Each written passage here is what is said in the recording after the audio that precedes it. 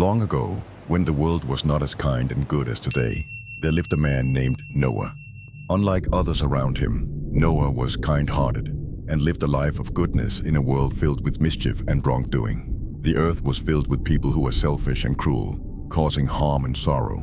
But Noah was different. He cared for others and lived righteously, standing out in a world of trouble. One day, Noah received a special message from God. Saddened by the earth's state, God decided to send a great flood to cleanse it. However, God saw Noah's goodness and wanted to save him, his family, and the creatures of the earth. God instructed Noah to build a huge boat, an ark big enough for his family and a safe haven for animals. Despite disbelief and ridicule from others, Noah worked tirelessly, building the enormous ark.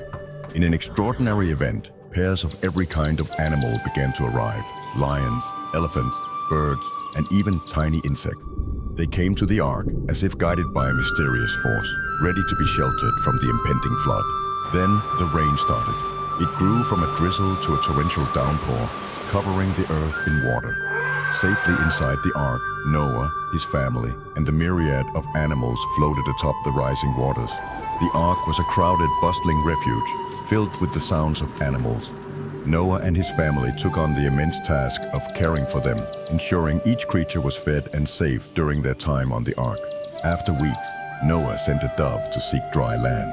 On its first journey, it returned empty-beaked, but on the second trip, it brought back an olive branch, signaling that land was near and the waters were receding. Eventually, the ark came to rest on a mountain top as the waters slowly subsided. Noah opened the ark, releasing the animals and his family back into the world, fresh and renewed for a new beginning.